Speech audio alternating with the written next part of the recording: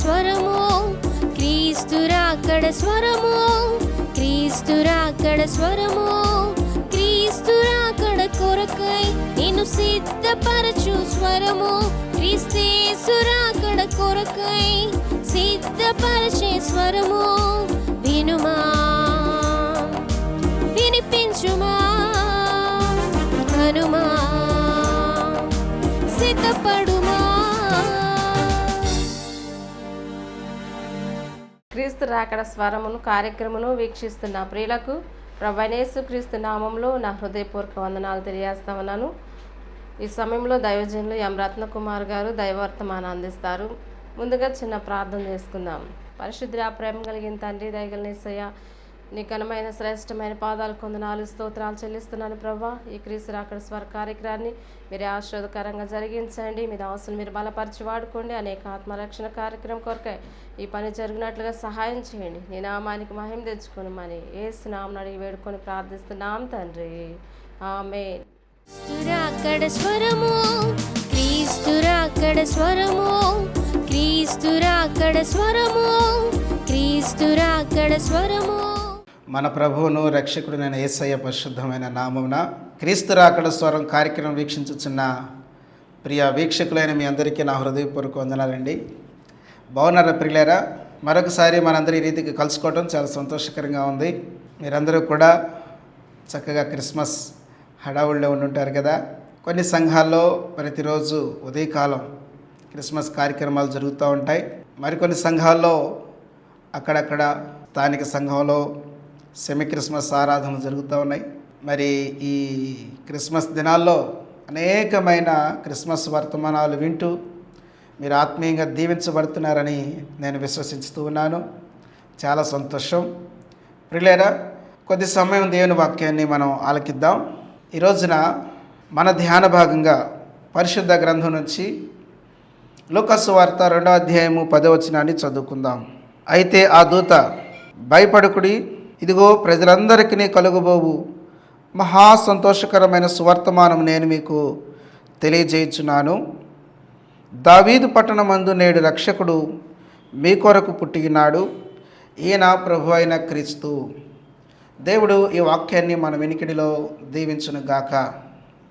క్రీస్తునందు ప్రియులారా, ఈ క్రిస్మస్ దినాల్లో మనము వర్తమానాన్ని తీసుకుందాం.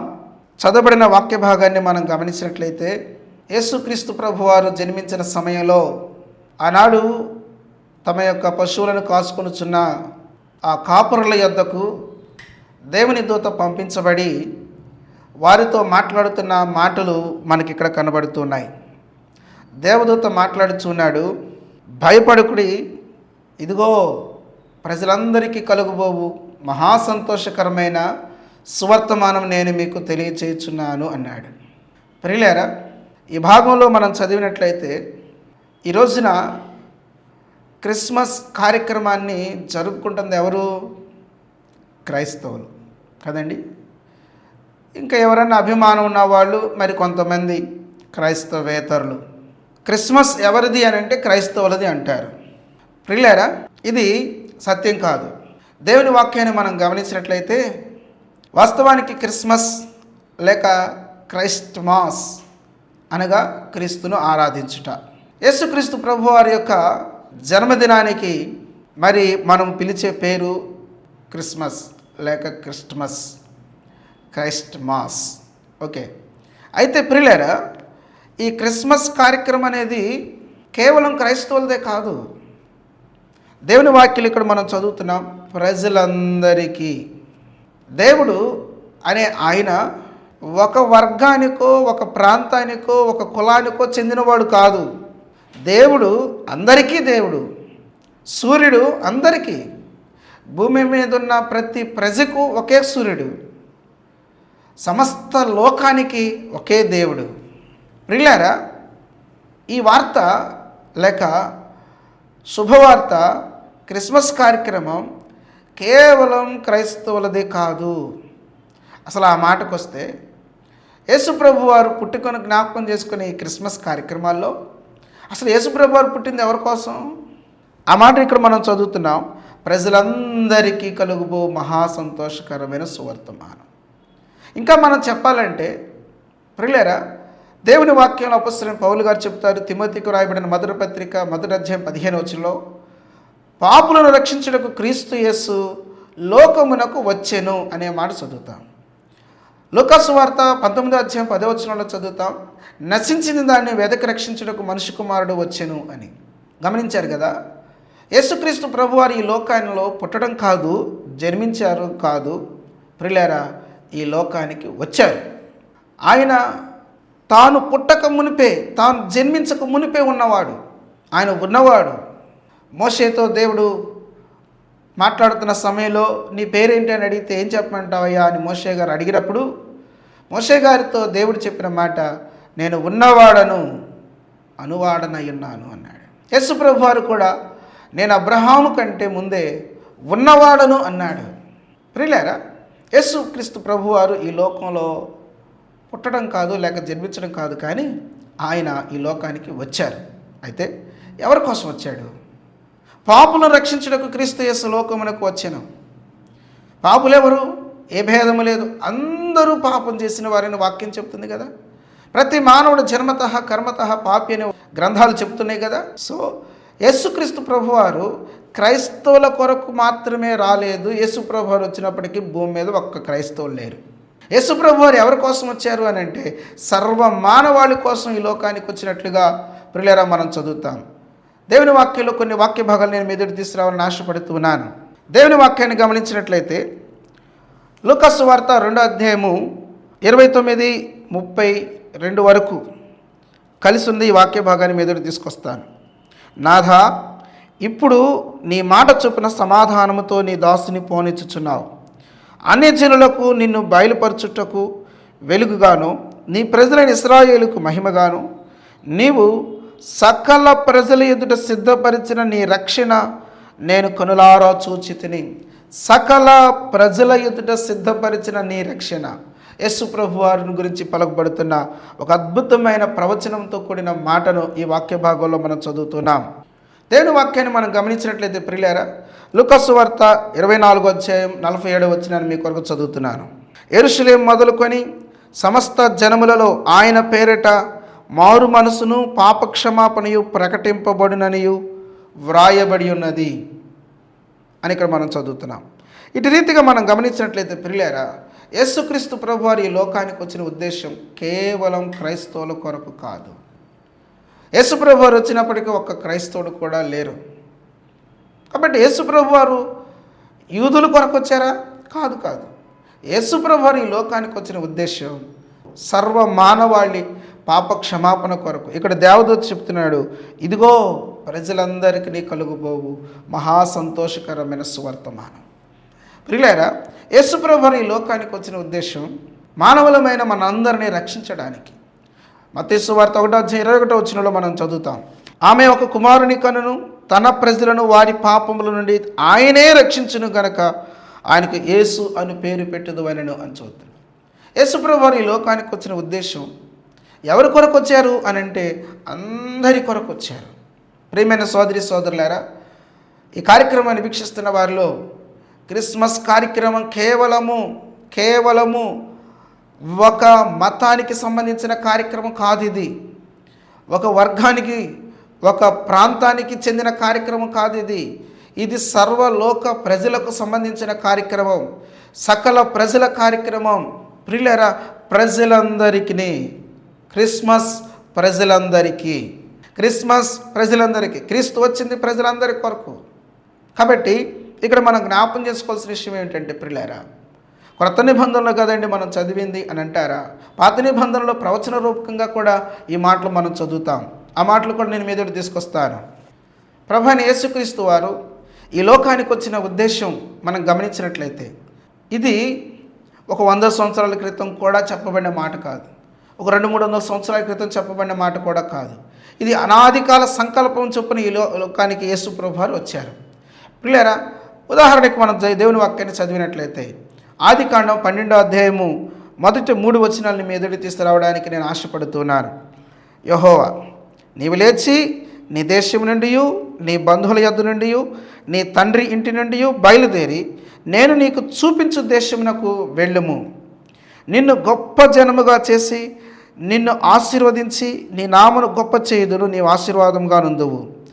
నిన్ను ఆశీర్వదించు వారిని ఆశీర్వదించేదను, నిన్ను దూషించు వారిని శపించేదను. భూమి యొక్క సమస్త వంశములు నీ యందు ఆశీర్వదింపబడినని అబ్రాముతో అనగా అనే మాట చదువుతున్నాం. ప్రియులారా, ఈ భాగాన్ని గమనించినట్లయితే 3వ వచనంలో అంటున్నాడు, నిన్ను ఆశీర్వదించు వారిని ఆశీర్వదిస్తాను, నిన్ను దూషించు వారిని శపిస్తాను అంటూ భూమి యొక్క సమస్త వంశములు నీ యందు ఆశీర్వదించబడతాయి. ప్రియులారా, అప్పటికి అబ్రహాం గారికి పిల్లలు లేరు. భూమి యొక్క సమస్త వంశాలు ఎలా ఆశీర్వదించబడతాయి అనగా, యేసుక్రీస్తు ప్రభువారు ఈ లోకానికి వచ్చిన విధానము మనం గమనించినట్లయితే మత్తయి సువార్త 1:1 రాయబడి ఉంటుంది, అబ్రహాము కుమారును దావీదు కుమారునైన యేసుక్రీస్తు వంశావళి అని మనం చదువుతాం. ఎలాగున అబ్రహాము ప్రపంచమంతటికి ఆశీర్వాదకరంగా మారాడు అని అంటే అబ్రహాములో నుంచి యేసు ప్రభువారు ఈ లోకానికి వచ్చారు. కాబట్టి అబ్రహాము యొక్క ఆశీర్వాదం సకల ప్రజలకు అనుగ్రహించబడుతూ ఉన్నది. ఆయన మూలముగా సకల ప్రజలు సమస్త వంశాలు ఆశీర్వదించబడుతున్నాయి. భేదమేమీ లేకుండా ప్రియులారా, ప్రతి జనాంగంలో నుంచి, ప్రతి భాషలో నుంచి, ఆయా మతాల్లో నుంచి సత్యాన్ని తెలుసుకొని యేసు ప్రభు వారిని రక్షకుడిగా అంగీకరిస్తున్న పరిస్థితులు ఈ రోజుల్లో మనం చూస్తున్నాం కదా. మొదటి నుంచి కూడా యేసు ప్రభు వారు ఈ లోకంలో పుట్టినది మొదలుకొని శ్రమలే శ్రమలు, యేసు ప్రభు వారితో ప్రారంభమైన శ్రమలు నేటికి కొనసాగుతూనే ఉన్నాయి. నేటికి శ్రమ పడుతున్న క్రైస్తవుల యొక్క వార్త లేకుండా లేదండి వార్త. కారణం ఏమిటి అని అంటే ప్రియులారా, ఈ లోకమునకు రక్షణ యేసు ప్రభు వారు తీసుకొని వస్తే ప్రజలెవరు రక్షించబడకుండా ఉండాలని అపవాది నానా విధాలుగా ఆటంకపరుస్తూ అభ్యంతరపరుస్తూ క్రీస్తుతో సంబంధం లేని జీవితంలోకి మనుషులను ఈడ్చుకొని పోతూ ఉన్నాడు. వాడి చేతుల నుంచి విడిపించబడటం కొరకు ప్రియులారా సువార్త ప్రకటించబడుతుంటుండగా, వారి చేతుల నుంచి విడిపించడానికి యేసు ప్రభు వారు వచ్చి ఉండగా ఏమాత్రం వాటిలో నుంచి ప్రజలు ఒక్కరు కూడా యేసుక్రీస్తుతో సంబంధం కలిగిన వారుగా ఉండకూడదు అనే ఉద్దేశంతో అపవాది నానా రకాలుగా ప్రజలను హింసిస్తున్న పరిస్థితులు కనబడుతున్నాయి. క్రైస్తవం మీద ఎన్ని దాడులు! ఇది క్రైస్తవానికి కొత్త ఏమి కాదు. అనేక రాష్ట్రాల సువార్త ప్రకటించడానికి వీల్లేదు అన్నారు. ఈ రోజుల్లో కూడా యేసు ప్రభువుని నమ్ముకుంటే ఏమండి రేషన్ లేదు ఉండదంటున్నారు, ఉద్యోగాల సమస్యలు, చదువుల్లో సమస్యలు, అన్నిట్లోనూ సమస్యలు. రిలేరా, వినండి జాగ్రత్తగా. పొయ్యిలో పుట్టింది పొయ్యి సెకకి కొంత సెకకి భయపడుతుందా అన్నారు. పొయ్యిలో పుట్టింది పొయ్యి సెకకి భయపడుతుందా? కదండి. అవును, క్రైస్తవ్యం పుట్టడమే అగ్నిలో నుంచి పుట్టింది, శ్రమల్లో పుట్టింది. ఈ విధమైన శ్రమలు క్రైస్తవ్యానికి కొరత ఏమీ కాదు. అయినా కూడా ఎందుకు నేను ఈ విషయాన్ని మీ ఎదురు తీసుకొచ్చానంటే, ఇన్ని శ్రమలు క్రైస్తవం మీద ఉంటూ ఉన్నా నానాటికి క్రైస్తవ్యం వృద్ధి చెందుతూనే ఉన్నది. అనగా ప్రజలు యేసు ప్రభువుని అంగీకరిస్తూనే ఉన్నారు, ప్రజలు సత్యాన్ని తెలుసుకుంటూనే ఉన్నారు. శ్రమలు పెరుగుతున్న కొలది ప్రజలు యేసు ప్రభు దగ్గరికి వచ్చి సత్యాన్ని తెలుసుకొని తాము దేవునితో సంబంధం కలిగిన జీవితాన్ని జీవిస్తున్నారు. ఎంత అద్భుతమైన ఆశీర్వాదకరమైన విషయం ప్రియులారా. క్రిస్మస్ ప్రజలందరికీ, కొంతమందిది కాదు. ఇది దేవుని వాక్యంలో మనం గమనించినట్లయితే భవిష్యత్తులో జరగబోతున్న ఒక అద్భుతమైన విషయాన్ని గురించి పరిశుద్ధ గ్రంథం ఇలా మనకు తెలియజేస్తూ ఉంది. చూడండి, ప్రకటన గ్రంథంలో ఈ అద్భుతమైన సన్నివేశాన్ని మీ ఎదురు తీసుకొస్తాను. ప్రకటన గ్రంథం 7వ అధ్యాయం 9వ వాక్యాన్ని నేను చదువుతున్నాను. అటు తర్వాత నేను చూడగా, ఇదిగో ప్రతి జనములో నుండి, ప్రతి వంశంలో నుండి, ప్రజలలో నుండి, ఆయా భాషలు మాట్లాడే వారిలో నుండి వచ్చి ఎవడను లెక్కింపజాలని ఒక గొప్ప సమూహము కనపడెను. వారు తెల్లని వస్త్రములు ధరించుకున్న వారై ఖర్జూరపు మట్టలు చేత పట్టుకొని సింహాసనం ఎదుటను గొర్రెపిల్ల ఎదుటను నిలువబడి సింహాసనాసీనుడైన మా దేవునికిని గొర్రెపిల్లకును మా రక్షణకై స్తోత్రమని మహాశబ్దముతో ఎలుగెత్తి చెప్పిరి. ప్రియులారా, ప్రకటన గ్రంథం 7వ అధ్యాయం 9-10 వచనాలు మనం చదువుకున్నాం. ఈ భాగాన్ని మనం గమనించినట్లయితే పరలోకంలో ఉండబోతున్న ఒక గొప్ప సమూహాన్ని యోహాను భక్తుడు చూశాడు. యోహాను భక్తుడు చూచి దాన్ని గ్రంథస్థం చేస్తుండగా దాన్ని మనం చదువుకున్నాం. ఈ వాక్య భాగాన్ని చదువుకున్నప్పుడల్లా నా హృదయం చాలా పులకించిపోతుంది. ఎందుకనంటే ఆ గొప్ప సమూహంలో నేను కూడా ఉన్నాను అనే గొప్ప ఆనందం, ఆ గొప్ప సమూహంలో నేనున్నాను నిరీక్షణ. ఎందుకు? యేసు ప్రభువుని నేను కూడా నమ్ముకున్నాను. ఆ రోజున స్తుతించబోతున్న వ్యక్తుల యొక్క విషయాలను ఇక్కడ గ్రంథస్థం చేస్తుండగా దాన్ని మనం చదువుతున్నాం. 10వ వచనంలో మనం చదివినట్లయితే, సింహాసనాసీనుడైన మా దేవునికిని గొర్రె పిల్లకును మా రక్షణకై స్తోత్రమని మహాశబ్దముతో ఎలుగెత్తి చెప్పిరి. పిల్లరా, ఆ రోజున జరగబోతున్న సంగతుల గురించి ఇక్కడ మనం చూస్తూ ఉన్నాం. భవిష్యత్తులో జరగబోయే సంగతులను దేవుడు ముందుగానే యోహాను భక్తునికి చూపిస్తూ ఉన్నాడు. ఆ జరగబోయే సంగతులను చూస్తున్న యోహాను గారు ఈ విషయాలన్నింటినీ కూడా చక్కగా గ్రంథస్థం చేశారు. వాటిని ఇక్కడ మనం చదువుతున్నాం. అందుకే నేను చెప్తున్నాను, ఆ గొప్ప సమూహంలో నేనున్నాననే గొప్ప ఆనందం నాకు ఎప్పుడూ ఉంటా ఉంటుంది. ఈ భాగం చదివినప్పుడల్లా నేను ఎంతో సంతోషానికి గురవుతూ ఉంటాను. ప్రియులారా, ఈ మాట నేను ఎదురు చెప్పడంలో ఉన్న ఉద్దేశం ఏంటంటే, ఈ గొప్ప సమూహంలో నువ్వు ఉన్నావా?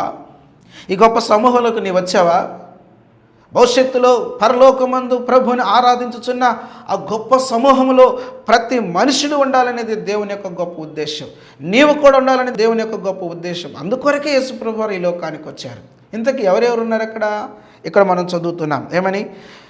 అటు తర్వాత నేను చూడగా ఇదిగో ప్రతి జనములో నుండి భూమి మీద ఉన్న ప్రతి జనములో నుండి, అలాగే ప్రతి వంశములో నుండి, ప్రజలలో నుండి, ఆయా భాషలు మాట్లాడే వారి నుండి వచ్చి ఎవడును లెక్కింపజాలని ఒక గొప్ప సమూహము యోహాను భక్తుడు చూస్తున్నాడు.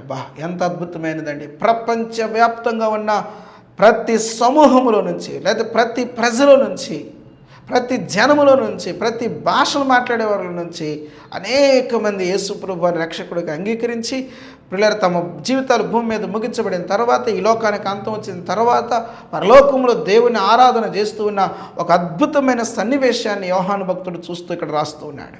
క్రిస్మస్ కొందరికి కాదు, అందరికీ. ప్రియమైన సోదరి సోదరుడా, ఆ క్రిస్మస్ నిజమైన ఆనందాన్ని అనుభవించే వ్యక్తిగా నువ్వు ఉండాలనేదే మరొకసారి దేవుడు క్రిస్మస్ అనుభవంలోకి మనం తీసుకొస్తూ ఉన్నాడు. నిజమైన క్రిస్మస్ ఆనందం క్రిస్మస్ ట్రీలు పెట్టుకోవడం కాదు, క్రిస్మస్ కార్యక్రమాలు జరుపుకోవడం కాదు, భోజనాలు తినటం కాదు, కార్యక్రమాల్లో పాల్గొనడం కాదు. నిజమైన క్రిస్మస్ ఆనందం ఏమిటి అని అంటే, యేసుక్రీస్తు ప్రభువారు ఆ రోజున భూమి మీద జన్మించారు. అది జ్ఞాపకం చేసుకుంటూ మనం క్రిస్మస్ జరుపుకుంటున్నాం కదా, అది క్రిస్మస్. కానీ యేసు ప్రభువారు నీ హృదయంలో జన్మిస్తే అది నిజమైన క్రిస్మస్. అది జరగాలనేదే ఈ క్రిస్మస్ల వెనకాల ఉన్న ఉద్దేశం. ఈ క్రిస్మస్ వెనకాల ఉద్దేశం ఏమిటంటే, యేసుక్రీస్తు ప్రభువారు నీ హృదయంలో జన్మించాలి, నీ హృదయంలో పుట్టాలి. ఇది నీ పట్ల దేవునికి ఉన్న గొప్ప సంకల్పం. అందుకొరకే ఈ క్రిస్మస్ దినాలను చూసే అవకాశాన్ని దేవుడు నీకు ఇచ్చాడు. ఎన్ని మరణ వార్తలండి, ఎన్ని భయంకరమైన వార్తలండి, ఎన్ని ఘోరమైన వార్తలు. ఈ రోజున వార్తలు చూడాలనంటే, వార్తలు చదవాలనంటే భయం కలుగుతున్న పరిస్థితులు. బయటకు వెళ్ళాలంటే భయం కలుగుతుంది. బయటకు వెళ్ళిన వ్యక్తులు లోపలికి వస్తారో రారు అర్థం కాని పరిస్థితులు. ఎన్ని భయంకరమైన వార్తలు వింటున్నాం. ఈ సంవత్సరంలో ఎన్ని వార్తలు విన్నాం. కరోనా మొదలుకొని వార్తలు ఎంత భయంకరంగా ఉంటున్నాయి. యాక్సిడెంట్లు ఏంటి, హత్యలేంటి, ఘోరాతి ఘోరం. ఇన్ని పరిస్థితుల మధ్యలో దేవుడు నిన్ను కాపాడి మరొక క్రిస్మస్ చూసే భాగ్యాన్ని నీకు ఇస్తూ ఉంటుండగా ఎందుకు దేవుడు నిన్ను బ్రతికిస్తున్నాడో తెలుసా? ప్రియమైన సోదరి సోదరుడా, కేవలం కొత్త బట్టలు గుట్టించుకోవడం కొరకో, లేకపోతే పప్పులు వండుకోవడం కొరకో, లేకపోతే ఇల్లు శుభ్రం చేసుకోవడం కొరకో, లేకపోతే ఆ క్రిస్మస్ రోజున మందిరంలో ఉండటం కొరకో కాదు. నీవు నిజమైన క్రిస్మస్ జరుపుకోవాలనే ఉద్దేశంతో దేవుడు నిన్ను బ్రతికిస్తున్నాడు. దేవుడు నిన్ను బ్రతికించుతున్న ఉద్దేశం ఏమిటి అని అంటే, నీ హృదయంలో ఆయన ఉండాలి అనుకుంటున్నాడు. ఆయన మందిరంలో ఉండే దేవుడు కాదు, మందిరంలో మాత్రమే ఉండే దేవుడు కాదు. ఆయన అంతటా ఉండేవాడు. ఆయన నీ హృదయంలో ఉండాలనుకుంటున్నవాడు. అదే కదా మనం చెప్పుకుంటాం, ఆయన హృదయం అనే తలుపు దగ్గర నిలబడి తట్టుతూ ఉన్నాడు. నువ్వు తలుపు తీస్తే అనగా నువ్వు ఆయన ఆహ్వానిస్తే ఆయన నీలోకి వస్తాడు, నీతో ఉంటాడు, నీతో కలిసి జీవిస్తాడు. ఈ రోజున నీవు నీ హృదయాన్ని దేవునికి ఇవ్వకుండా, నీ జీవితాన్ని దేవునికి ఇవ్వకుండా, నువ్వు కానుకలు ఇచ్చినా, నువ్వు ఆరాధనలో కనబడ్డా, నువ్వు భోజనాలు పెట్టినా, ఇంకేమి చేసినా, దాన ధర్మాలు చేసినా, క్రిస్మస్ పేరిట బట్టలు ఇచ్చినా, ప్రియమైన సోదరి సోదరుడా, దాన్ని బట్టి నీవు ఆనందించడమే కానీ క్రిస్మస్ కారకుడైన యేసు ప్రభు వారికి ఆనందం కాదది. క్రిస్మస్ కార్యక్రమాలు ఉద్దేశించి ఆయా ప్రాంతాలు ఉద్యోగాలు చేసుకుంటున్న వ్యక్తులు క్రిస్మస్ కన్నా మా ఇంటి దగ్గర ఉండాలని సెలవులు పెట్టుకొని చక్కగా వస్తూ ఉంటారు. మంచిదే, సంతోషమే. అది నీ మట్టికే సంతోషం, నీ కుటుంబం మట్టికే సంతోషం. కానీ నీవు రక్షణ పొందితే దేవునికి సంతోషం, అది దేవుడిని యందు ఆనందిస్తాడు. నువ్వు రక్షణ పొందటం కొరకే, అనగా నీ హృదయంలో ప్రభును చేర్చుకోవడం కొరకు, నీ జీవితంలో ప్రభును చేర్చుకోవడం కొరకు ఆయన ఎదురు చూస్తూ ఉన్నాడు. ఆ అద్భుతమైన సన్నివేశం చూడాలనుకుంటూ ఉన్నాడు. ప్రియమైన సోదరి సోదరులారా, ఈ కార్యక్రమాన్ని వీక్షిస్తున్న నీ జీవితంలో యేసు ప్రభు వారి లోకంలో జన్మించుట అనే అనుబంధం లేదా ఆ గొప్ప సంగతి నీ జీవితంలో జరిగిందా? ఆయన ఎంతో ప్రేమిస్తూ ఈ లోకానికి వచ్చాడు. ఏముందండి మన దగ్గర ప్రేమించడానికి? ఏం చూసి ప్రేమించాడండి? ఒక్కోసారి మన మీదే మనకు అసహ్యం వస్తూ ఉంటుంది, ఒక్కోసారి మన మీదే మనము అసహించుకుంటూ ఉంటాం, దూషించుకుంటూ ఉంటాం, ద్వేషించుకుంటూ ఉంటాం, బాధ కలుగుతుంది, చీ అని మన గురించి మనమే అనుకుంటాం. అలాంటి జీవితం కలిగిన మనల్ని ఆయన ఎంత ప్రేమిస్తున్నాడు. మన ఆలోచనలు మంచియా, మన తలంపులు మంచియా, మన చూపులు మంచియా, మన మాటలు మంచియా, మన నడవడిక మంచిదా, మన బుద్ధి మంచిదా, మన స్వభావం మంచిదా, మన గుణం మంచిదా, మన జీవితంలో మంచిది ఏమున్నది? మన సంగతి అంతా మనకు తెలిసిన దానికంటే దేవునికి బాగా తెలుసు కదా. అయినా కూడా దేవుడు మనల్ని ప్రేమిస్తున్నాడు. ప్రేమించి ఆయన ఏం చేశాడు? మన కొరకు ప్రాణం ఇచ్చాడు. ప్రాణం ఇవ్వడానికి లోకానికి వచ్చాడు. ఆయన ఈ లోకానికి వచ్చింది మన కొరకు, సిలువలో ప్రాణం పెట్టడం కొరకు. నీ కొరకు ఆయన శిక్షను భరించి, నీ కొరకు ఆయన ఆ మరణాన్ని భరించి సమాధి చేయబడి తిరిగి లేచిన మృత్యుంజయుడు ప్రభు అని యేసుక్రీస్తు వారు. సోదరి సోదరులారా, ఈ మాటలు వింటూ ఉంటుండగా నీ వ్యక్తిగత జీవితంలో నిజ క్రిస్మస్ అనుభవంలోకి నువ్వు రావాలి. నిజమైన క్రిస్మస్ అనుభవం ఏమిటి అని అంటే యేసు ప్రభుకి నీ హృదయంలో స్థానం ఇవ్వటమే. ఈ రోజున హృదయం నిండా ఏమున్నాయి అనుకుంటున్నారు? దేవుని వాక్యం చెబుతుంది. మార్కు సువార్త 7:21 ఇలా చెప్తా ఉంది. లోపల నుండి అనగా మనుషుల హృదయముల నుండి దురాలోచనలను, జారత్వములను, దొంగతనములను, నరహత్యలను, వ్యభిచారమును, లోభములను, చెడుతనములను, కృత్రిమమును, కామవికారమును, మత్సరమును, దేవదూషణయు, అహంభావమును, అవివేకమును వచ్చును. ఈ చెడ్డవన్నీ లోపల నుండి బయలు వెళ్ళి మనుషుని అపవిత్రపరచునని ఆయన చెప్పాను అని ఇక్కడ మనం చదువుతున్నాం. ప్రియుల భాగంలో చూస్తే లోపల నుండి అనగా మనుషుల హృదయముల నుండి ఎన్ని ఆలోచనలో, ఎన్ని దురాలోచనలో, ఎన్ని ఘోరమైన విషయాలు, ఇక్కడ 13 విషయాల దాకా ప్రియుల మనుషుని హృదయంలో కాచుకొని ఉన్నాయి. ఇవన్నీ హృదయంలో ఉండి మనుషుని జీవితాన్ని నడిపిస్తున్నాయి. ఎటువైపు అని అంటే చెడుతనం వైపు, పాపం వైపు, దేవునికి వ్యతిరేకమైన జీవితం వైపు నడిపిస్తూ ఉన్నాయి. ఇవన్నీ కలిసి వీటన్నిటితో మన హృదయం పాడైపోయింది, భయంకర రోగగ్రస్తమైన స్థితిలోకి వెళ్ళిపోయింది. అందుకనే ఇర్మీయా గ్రంథం 17:9 రాయబడి ఉంటుంది, హృదయం అన్నిటికంటే మోసకరమైనది, అది ఘోరమైన వ్యాధి కలిగినదని వాక్యం తెలియజేస్తుంది. ఏంటిదా ఘోరమైన రోగం అంటే? ఈ పాపాలన్నీ, ఈ దోషాలన్నీ, ఈ చెత్తంతా హృదయంలో ఉండిపోయి మన హృదయాన్ని పాడు చేస్తున్నాయి. ఆలోచనలు పాడు చేస్తున్నాయి, తలంపులు పాడు చేస్తున్నాయి, చూపులను పాడు చేస్తున్నాయి. మానవ హృదయం అంతా కలిసి మానవ జీవితం అంతటిని నాశనం చేస్తున్నాయి. హృదయంలో గూడు కట్టుకున్న పాపం మానవుని హృదయాన్ని మాత్రమే కాదు కానీ మానవుని జీవితం అంతటిని కూడా పాడు చేస్తున్నాయి. అయితే ఒక శుభవార్త ఏమిటి అని అంటే, ఆ పాడైపోయిన హృదయాన్ని, ఆ నాశనకం వైపు నడిపిస్తున్న హృదయాన్ని యేసయ్య చేతిలో పెడితే ఆయన శుద్ధి చేసి తనకు నివాసయోగ్యంగా హృదయాన్ని చేసుకొని ఆయన మన హృదయంలో నివసించి నిత్య జీవం వైపు మనల్ని నడిపిస్తారు. ప్రియమైన సోదరి సోదరుడా, ఈ కార్యక్రమాన్ని వీక్షిస్తున్న నీ జీవితంలో యేసు ప్రభువుని హృదయంలో చేర్చుకున్నావా? చెడిపోయిన నీ హృదయాన్ని ఆయన ఏమాత్రం అసహించుకోడు. ఆనాడు పశువుల పాకలో పడుకోబెట్టబడ్డాడు. పశువుల తొట్టులో పడుకోబెట్టబడిన యేసు ప్రభు వారిని మనం జ్ఞాపకం చేసుకుంటే ఆ స్థలం ఎంత కంపు కొట్టే స్థలం, ఆ స్థలము ఎంత చెడు వాసన కొట్టే స్థలం, ఆ స్థలము ఎంత మాత్రం తట్టుకోలేని స్థలం. అయినా కూడా యేసు ప్రభువారు చక్కగా ఆ పశువుల తొట్టులో పడుకోబెట్టబడ్డాడు అని అంటే ప్రియులారా, ఆ అసహ్యాన్ని సహించిన దేవుడు ప్రియులారా అంతకంటే ఘోరమైన మన అసహ్యాన్ని సహించలేడు అనుకుంటున్నావా? అది ఆయనకు అసహ్యం కాదు. ఈ అసహ్యమైన మన హృదయాన్ని ప్రియులారా ఆయన ఎంతో ప్రేమిస్తూ ఉన్నాడు. ఎందుకోసము అని అంటే ఈ అసహ్యాన్ని తొలగించేసేసి సరైన జీవితంలోకి నిన్ను నడిపించాలని దేవుని యొక్క ఉద్దేశం. ప్రియమైన సోదరి సోదరుడా, క్రిస్మస్ ప్రజలందరికీ ఒక వర్గానికో, ఒక ప్రాంతానికో, ఒక కులానికో, ఒక మతానికో చెందిన కార్యక్రమం కాదది. క్రిస్మస్ అందరికీ. నన్ను అడగనివ్వండి, ఈ క్రిస్మస్ ఆనందాన్ని అనుభవించిన వ్యక్తిగా ఉన్నావా? నీకు కూడానా? క్రిస్మస్ ప్రజలందరికీ, నీకు కూడానా? నాకు కూడా.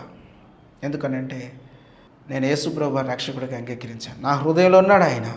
నేను సంవత్సరానికి ఒకసారి జరుపుకునే క్రిస్మస్ కాదు ఇది, సంవత్సరం అంతా జరుపుకునే కార్యక్రమం నా జీవితంలో. నేను ప్రతిరోజు క్రీస్తునందు ఆనందించుతున్న ఆనందం నిజమైన క్రిస్మస్ ఆనందం నేను అనుభవించుచున్నాను. క్రిస్మస్ నాది, క్రిస్మస్ నీది అవ్వాలనేది దేవుని యొక్క సంకల్పం ప్రియులారా. కాబట్టి ఈ కార్యక్రమం వీక్షిస్తున్న నీవు ఇంకా రక్షణ పొందని వ్యక్తిగా ఉన్నట్లయితే, యేసు ప్రభు వారికి నీ హృదయంలో స్థానం లేని వ్యక్తిగా ఉన్నట్లయితే, దేవుని వాక్యం చెబుతుంది ఇదే మిక్కిలి అనుకూలమైన సమయం, ఇదే రక్షణ దినం. నేడనబడే సమయం ఉండగానే మారుమనసు పొంది దేవుని బిడ్డగా జీవించాలి, దేవునికి హృదయంలో స్థానం ఇవ్వాలనే వాక్యం చెప్తా ఉంది. అట్టి మహాకృప పరిశుద్ధాత్మ దేవుడు సమృద్ధిగా మెండుగా దయచేసి దీవించును గాక. ఆమేన్. పరలోకపు తండ్రి, నీకు స్తోత్రాలు. విత్తబడిన వాక్యాన్ని నీరు గట్టి ఫలింపచేయండి. ఈ క్రిస్మస్ దినాల్లో నీ బిడ్డలందరినీ దీవించండి. ఏ కుటుంబంలో విషాదకరమైన పరిస్థితులు, దుఃఖకరమైన పరిస్థితులు సంభవించుకున్న క్షేమం దయచేయండి. విత్తబడిన ప్రతి మాటకు నీరు గట్టి ఫలింపచేసి మీరు అక్కడ కొరకై, రాజ్యం కొరకై మమ్మల్ని అందరినీ సిద్ధపరిచి భద్రపరచండి. యేసునాథుని పేరిట ప్రార్థించి వేడుకుంటున్నాం తండ్రి. ఆమేన్. త్రియేక దేవుని శాంతి సమాధానం ఇప్పుడు ఎల్లప్పుడు సదాకాలం మనందరికీ తోడేయండి. తన రాకడ కొరకే, రాజ్యం కొరకే సిద్ధపరిచి భద్రపరచును గాక. ఆమేన్. Praise the lord.